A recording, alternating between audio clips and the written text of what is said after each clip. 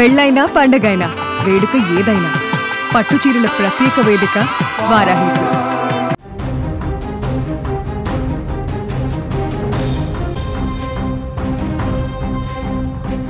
అత్యంత వేగంగా వస్తున్న ఒక ప్రైవేటు ట్రావెల్స్ బస్సు కారణంగా శంకర్పల్లి సమీపంలో ఊహించని రోడ్డు ప్రమాదం జరిగింది. వికారాబాద్ నుంచి శంకర్పల్లి వైపు వెళుతున్న ఈ బస్సు ఎదురుగా వస్తున్న కారుని బలంగా ఢీకొట్టింది. ఢీకొన్న వెంటనే కారులో ఒక్కసారిగా మంటలు వచ్చాయి. క్షణాల్లో అది నిప్పుల కుంపటిగా మారిపోయింది, తగలబడిపోయింది. కారును బస్సు ఢీకొన్న తీవ్రతకు కారు ఇంజిన్లో ఒక్కసారిగా షార్ట్ సర్క్యూట్ అయింది. క్షణాల్లో మంటలు కారు మొత్తం వ్యాపించాయి.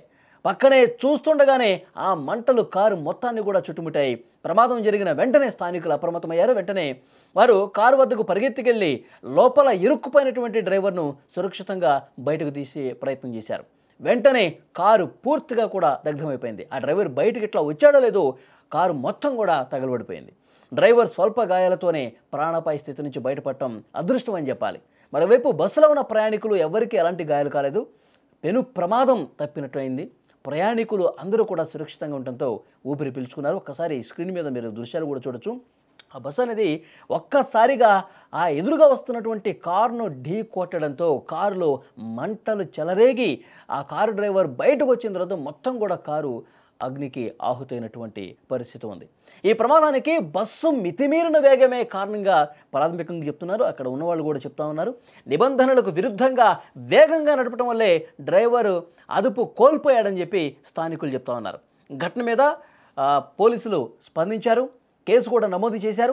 ఘటనా స్థలాన్ని పరిశీలించి ప్రమాదానికి గల కారణాలపై దర్యాప్తు కూడా ప్రారంభించారు. బస్సు డ్రైవర్ నిర్లక్ష్యం ఉందా అన్న కోణంలో పోలీసులు విచారణ చేస్తున్నారు. నిజంగా నిర్లక్ష్యం వల్ల, అతి వేగం వల్ల ఇలాంటి తప్పిదాలు జరుగుతున్నాయి. ఈ విధంగా ప్రమాదాలు జరిగి ప్రాణాలు కోల్పోతున్నటువంటి ఘటనలు చాలా చూసాం. సో ఇప్పుడు ఇక్కడ జరిగినటువంటి ఘటన కూడా ఆ బస్సు ఫాస్ట్గా వస్తుంది, ఎదురుగా కారు కూడా వస్తుంది. అదుపు తప్పటం వల్ల మరి ఇక్కడ ఏమైనా స్పీడ్ బ్రేకర్ వచ్చింది, ఏమైనా గొంతు వచ్చిందా, లేకపోతే ఏమైనా ఇబ్బంది ఏం తెలియదు. కానీ ఒక్కసారిగా ఆ కుడివైపుకు బస్సు కొంచెం టర్న్ కావటం వల్ల అటుగా వచ్చినటువంటి ఆ కార్ని గట్టిగా ఢీ కొట్టడం వల్ల ఈ ప్రమాదం జరిగింది. ఒక్కసారి ఢీ కొట్టడంతోనే అందులో మంటలు వచ్చేసినాయి. ఇంజిన్లోంచి ఒక్కసారిగా మంటల స్పార్క్ కనిపించింది.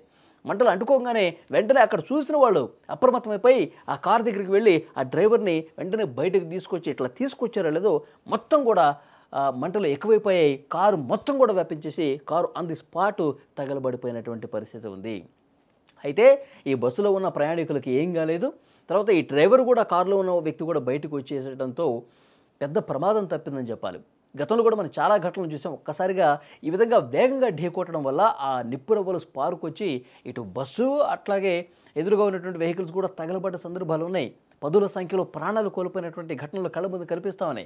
సో ఎప్పుడు ఏ ప్రమాదం జరుగుతుందో, అసలు ఏమవుతుందో కూడా ఎవరికీ అర్థం కాని పరిస్థితి ఉంది.